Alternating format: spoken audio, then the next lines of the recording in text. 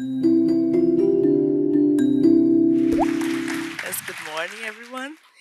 So this talk today are going to be about a methodology to implement fault tolerance in a softcore RISC-V. We have been hearing many interesting talks about how it's important to have this open standard ISA. And when we talk about new space, as everybody has mentioned yesterday, about the importance of reuse and collaborative actions to actually be able to adapt the solutions in a short period of time with some previews that actually you know that is this soft core has been already verified and focusing or even low area, low power, high performance or in different schemes. So this talk we are facing FPGAs, SRAM-based FPGAs, because we were looking for configurability, but this approach can be applied also in ASIC. And we use an open source core that was developed in our university that we are going to show. It's a simple core, mainly for control, low power applications that can be adaptive and reuse. So we propose a mitigation solution that is a framework that we have developed to implement TMR that we can actually adjust how much voters we can add. This is implemented at RTL level. We then have this fault tolerance that is implemented in Xilinx FPGAs, AMD. We have performed fault injection and also radiation experiments. And with our fault injection that I'm going to show later, we can actually mimic single bit upsets and multiple bit upsets that we have collected previously from the radiation experiment. So actually we can do in the lab a good analysis before we go to the beam. And the results are interesting because you are going to see how it's important in scrubbing, how it's important to analyze different styles of TMR. And of course, these results are mainly focused on SRAM-based FPGA. We are going to, in the next step, do in ASIC. Then we can see maybe different different effects using this TMR. So the case study RISC-V is actually this one that we call STEEL. This was actually developed some years ago from a master's student in our microelectronics group. It's a small microprocessor with 3 actually stages of pipeline that implements this ISA. It's a 32-bit, but it runs actually free RTOS. And for our applications, looking for low power and simple applications for CubeSats and so on, it has been working very well. When we face radiation in SRAM-based FPGAs, as we know, we needed to focus on the configurable memories because the upset that will have a persistent effect. So if we wanted to tolerate the soft core implemented in SRAM-based FPGAs, we need to have some kind of redundancy. And also, we needed to combine this technique with scrubbing. So for specific here in this figure, we can see like a lot of memory cells that are the configuration memory. When you have a bit flip, and if we don't have a very fast scrubbing, these bit flips are going to accumulate. And we needed to look at how the TMR with all the voters are going to be able to mask all these upsets. So for the fault-tolerant RISC, we implemented the TMR.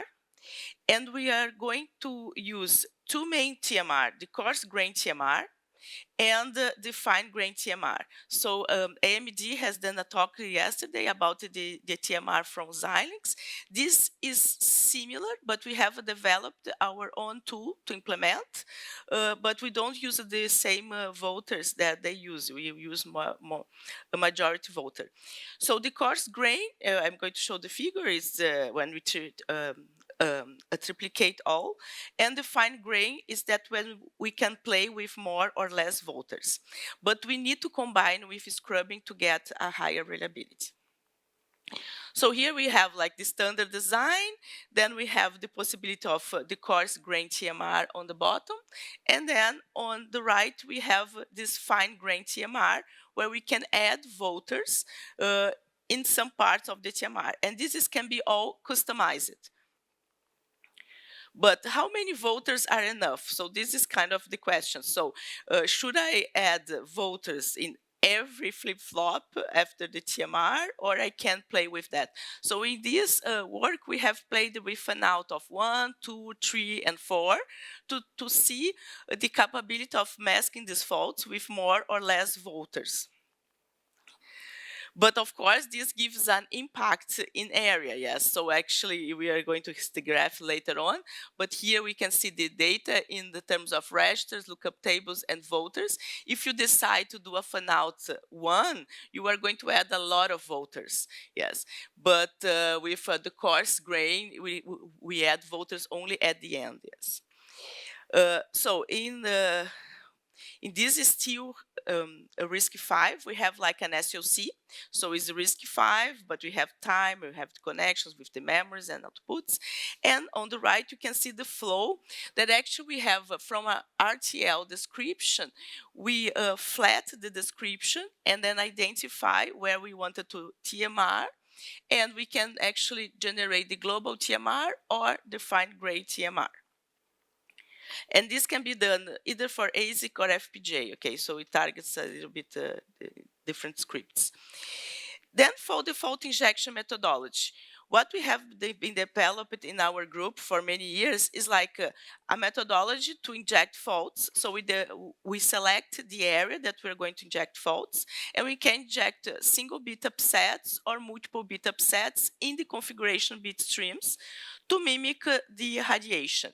And as I said, we had collected many data from static analysis during radiation. So we know how it's like the multiple bit upsets, the shape of mainly the upsets, that we can redo all this fault injection in the lab later. So we use ICAP and we perform these injections. So here is to show that we have the software stack, the FreeRTOS applications running, and we implemented the fault the injection in all the SOC of the RISC-V. So it's not only the core, but in interconnections and so on. So for the results, we have running two basic applications in parallel in the FreeRTOS. One is a fixed point matrix multiplication. The other one is Ruffman to have more data-oriented and control-oriented application. And here first is the result in area. So we can see that, for example, we have the essential bits, we have the voters, the flip-flops, and the lookup tables. So the coarse grain TMR, the impact in voters is almost negligible because you are only adding voters at the end. But for example, for the fine grain, if we see the fine grain with an out 1, then we have a larger impact in the area of lookup tables because this comes from the voters. So is this one the most reliable? Because this actually we mask more often the faults because we are actually more fine grain. So this is what we wanted to see. So the first question is like we always test with the scrubbing. So is scrubbing only enough? And then we see from the reliability curve that it's not only enough. If we take only the RISC-V and then we perform a RISC-V not mitigated and with scrubbing, the data is almost the same. Then if we only use TMR, but we don't use scrubbing, what we can see that the best solutions that are on the right are the red one with the fine grain TMR with more voters, or the fine grain with fan-out 2. Okay, so these are the best in terms of reliability when you don't apply scrubbing. But when we combine the scrubbing with the different fine-grained TMR, then almost all TMRs are very similar, at least under fault injection. So you see all of them, the curves are very close to each other. But then we went to the bin. So we did this as a zinc FPGA. We performed the radiation test at Pelletron, is at USP in São Paulo. So it's a heavy ion facility. And then looking for the data from the radiation, we can see that the fine grain with an out 1 represents a better mean time to failure than the coarse grain, all even with scrubbing. That is the blue curves, so the bars. So actually at radiation, we saw a difference that in the fault injection we didn't, because of course, for example, the radiation takes everything, clock trees and all the components that the radiation, the fault injection, we are targeting only the configuration memory in the bit stream, yes. So the fine grain look at actually better, but even it has a larger area. Okay. So to conclude, we propose an adapted TMR method that we can implement from the RTL, and then you can balance area and reliability according to your target application.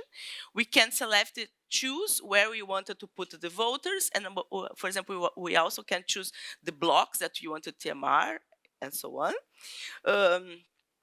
They are added automatically. We can mimic single bit upsets and multiple bit upsets in the lab to actually prepare everything better to go to the bin later on.